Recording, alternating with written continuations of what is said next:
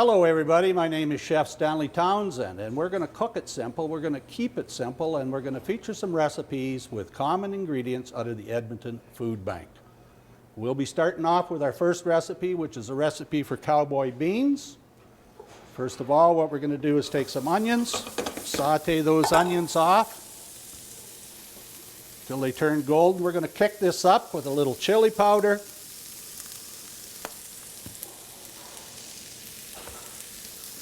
Cowboy beans, we're going to make with beans, and we're going to put some wieners in there. Flip that up till they're nice and golden. Then what we're going to do, once those beans are cooked off, we're going to add a couple of cans of cooked beans, and we're going to let that cook and simmer down till the onions complete cooking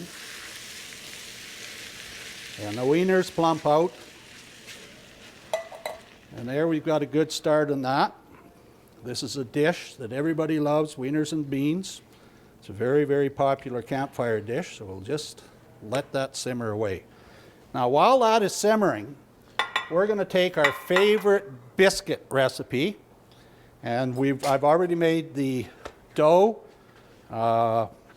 Some people call it biscuit, some people call it bannock, whatever your favorite recipe is. Basically made out of 2 cups of flour, 1 tablespoon of baking powder, a little bit of salt, about 6 tablespoons of shortening. I like to use lard or butter. Give it some flavor. And we're just going to roll that out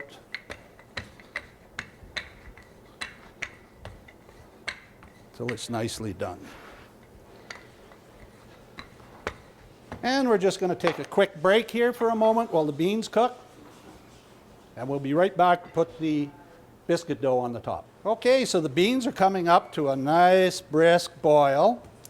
And what we're going to do is we're going to spike that up with a little barbecue sauce, about 1/3 cup of barbecue sauce or whatever your preference is. And again, campfire beans, cowboy beans, like a little chili powder in there. And those are cooking up pretty good. So what we're going to do now is we're going to take them and we're going to put it into a casserole dish. I prefer glass casserole dishes. They cook nice and even. As you can see, we have our beans there. And what we're going to do is we're going to top this off. So as the old song goes, bake me up some bacon and some beans. Today we're going to cook up some biscuits and some beans. So I'll just cut that dough roughly till it's the same size as the, carefully take that off. Here's a neat little trick you can try. Just put it on your rolling pin like that, and we'll just roll her on top, pull her nice and even. If you need to do a little bit of trimming, we can still do a little bit of trimming there.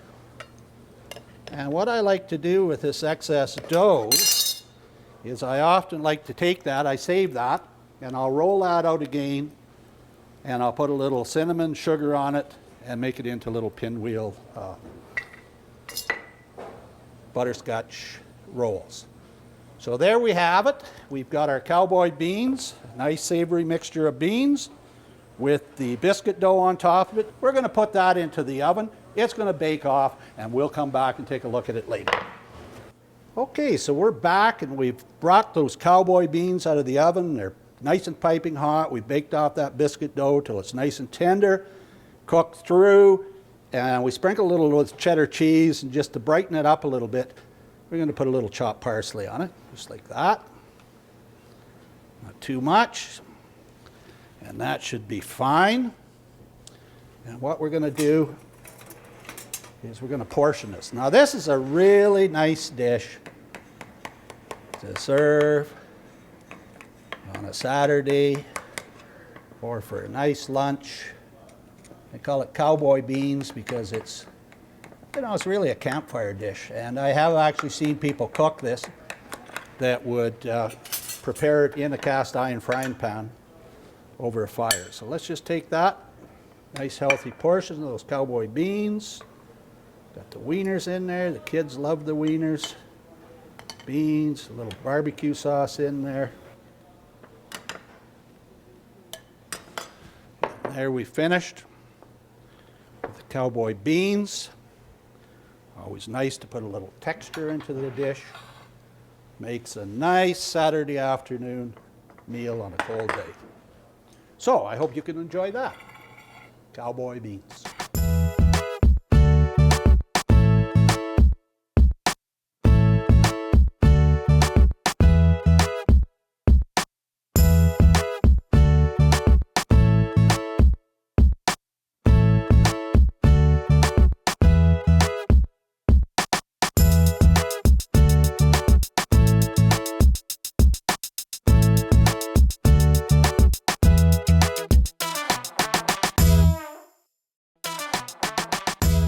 Okay, well, we're taking a break from our cooking and we're back here with a special guest today. We've got Marjorie Benz from the Edmonton Food Bank. And you know, I just want to say that we're absolutely delighted on behalf of EdmontonChefs.ca, Nate, and the Food Bank to take this special collaborative initiative. So welcome, Marjorie. Well, thank you. We're the ones that are really privileged to have you stand here doing some great cooking and showing people how they can really maximize what they receive in the hamper, and for those who are not food bank recipients, how they can stretch their grocery dollars. Stretch the dollar, that's what it's all about today. And a little bit about Edmonton's Food Bank. We're a central warehouse that we collect and redistribute food to over 210 agencies, churches, and food depots. So when someone makes a donation to us, they could be helping one of those many groups out. And this year, our organization turned 35 years. And wow. Yeah, and we started out as a gleaning operation. We glean food from the food industry and turn it over to soup kitchens and shelters, and obviously also use it in the hamper programs, which you're showing as well. Yeah, well, it's excellent. And of course, the economic times now are really putting demands on the food bank. And so I guess we have to learn how to effectively cook. We got to get back in the kitchen and start cooking from scratch again. And that's what we're here about today. Yes, and the lessons learned today, watching you stand, are really important, because it certainly is helpful for people who are low income, helping them stretch their dollar. And of course, we're all being very conscious about our grocery dollars at this time. Sure. Well, I've often said, Marjorie, it says you give a person a fish, they can eat sushi. You teach them how to cook, they can have fish and chips. Right on. Thank you so much.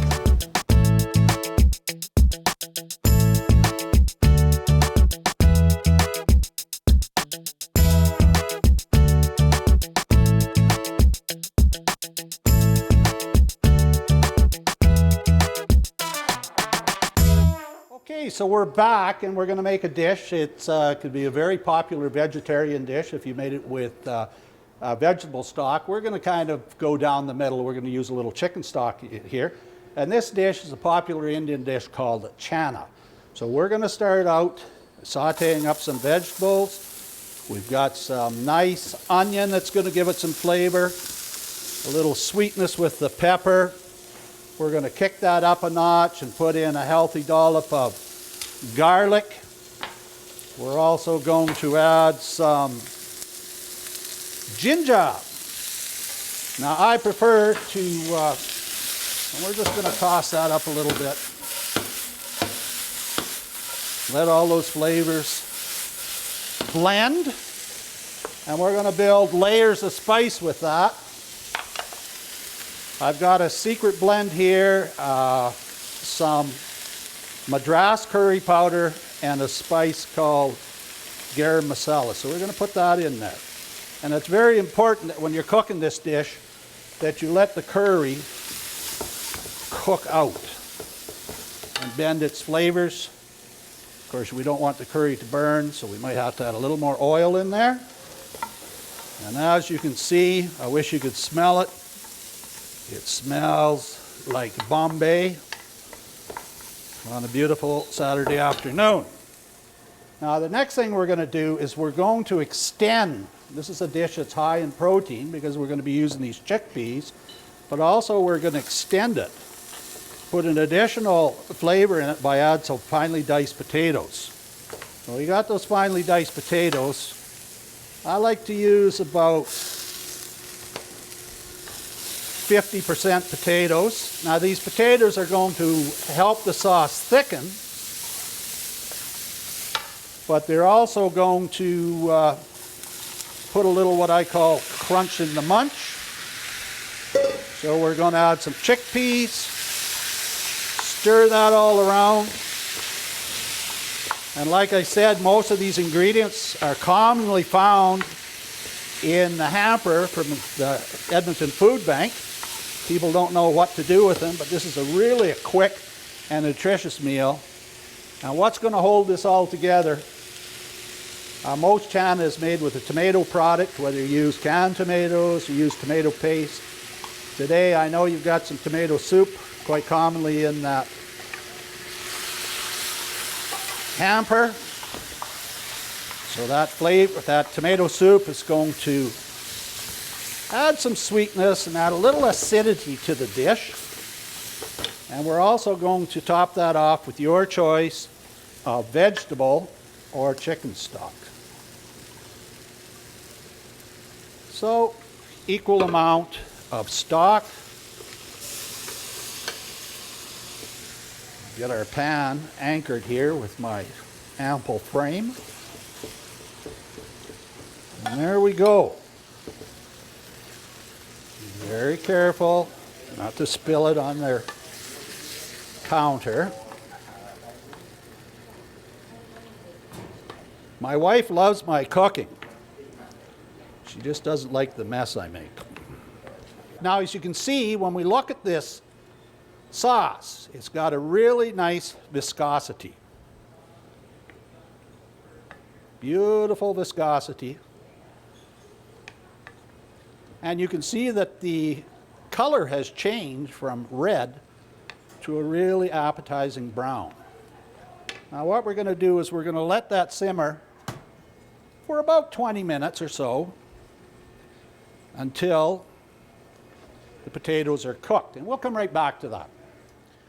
Okay, so we're back and we're just going to take a quick taste of that. That's great. That's delicious. And sometimes when we're cooking these curry dishes, they get a little hot and spicy. So what we're going to do right at the end is just add a couple of tablespoons of sour cream. If you don't have sour cream, a little milk or whatever, that kind of adds a little richness to the chana and takes off the sharp flavors of the curry. And we're ready to serve. Very quick dish. Come home on a cold winter day. All we're going to do is put a little rice in with that. On that side, a little steamed rice. Basmati rice. Remember, steamed rice is so simple to make. 1 cup of rice, 2 cups of flour, and we'll just serve that up. Num, num, num. Looking great. Great meal for a hot day. Some basmati rice, and that's it. Enjoy.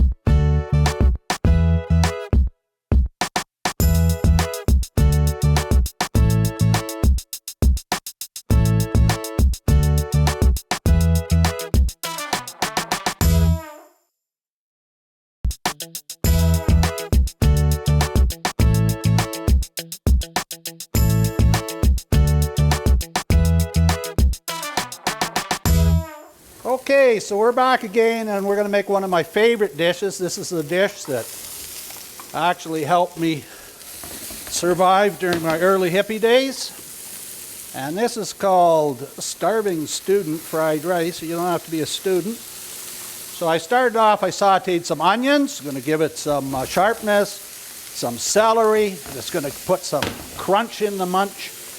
And also we're going to add some mushrooms to this, some nice sliced mushrooms. You only need 3 or 4 mushrooms.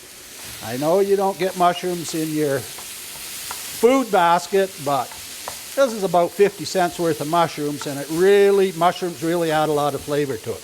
So we're just going to saute those all up. We're going to kick up the flavor a little bit put the salt and the pepper in at the beginning. This will help to build layers of flavor. A little salt, a little pepper. Saute those up. Now, doesn't that look nice, bright, colorful? This is the secret of making good food. It should look good. It should smell good. But most importantly, it's got to taste good. So you see that little bit of red pepper? Now, if you don't have red pepper, sometimes what I'll do is I'll substitute chili flakes. And I think my helper will bring me over some chili flakes. So there we go. We got that all cooked up. Beautiful aroma. We can get it steaming a little bit by adding a little bit of water or stock in this particular case. That's all there is to it. We pre-cooked some rice here. And I'm going to add that rice. So you can see, remember when we're cooking rice, 2 cups of water, 1 cup of rice, a little bit of salt. Cover the rice with the water just so it covers that first finger. So let's put that rice in there. Nothing to that. Of course, if you make this dish, first thing you want to do is use your rice. Cook your rice. Long grain rice is what we use.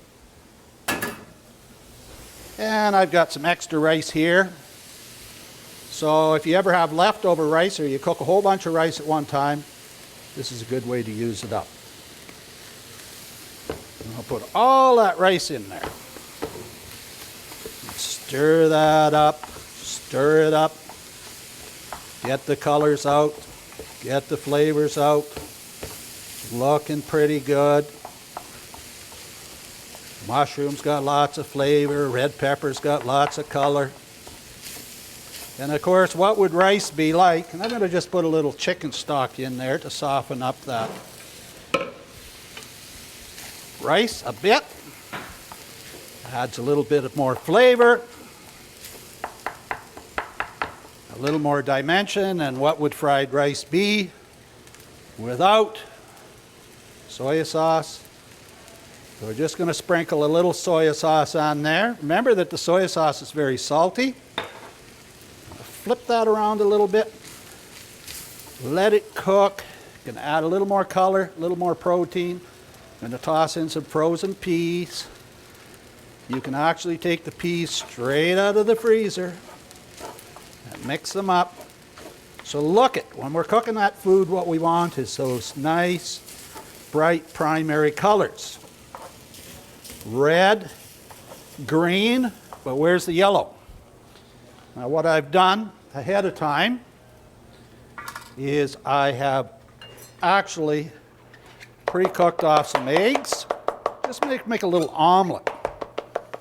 2 or 3 eggs. Cook them over moderate heat. Let them cool. Chop them up. Put them into the rice. And what have we got? Nice, beautiful fried rice. I wish I could get fried rice like this in every buffet I went to. Doesn't seem to have the same colors, but what the heck. So there we go. And we are finished with this beautiful fried rice. So now we're going to dish it up and add a little extra protein to it. So I know that you've got this product in your hamper. We're going to put a little tuna in there. Tuna adds lots of protein. This is how to make a dish for 6 people with 1 can of tuna. So that's going to give lots of flavor, lots of additional protein. If you don't like tuna, use salmon. If you don't like salmon or tuna, don't use anything. Put a little chicken in there. And so that dish is finished and it's ready to plate up. We got a nice big bowl here. We got a spoon. We're going to dish up that beautiful fried rice. Now, kids love fried rice. Adults love fried rice. If you go to an Asian restaurant, you'll probably see about 10 different types of fried rice on the menu, but you won't find this. This is called Stan's secret fried rice. Doesn't that look good? I put a little more green onions on the top, and of course, what would Asian food be without a little toasted sesame? And there you go. A beautiful, nutritious, delicious, easy to make dish. And doesn't that look great? Enjoy.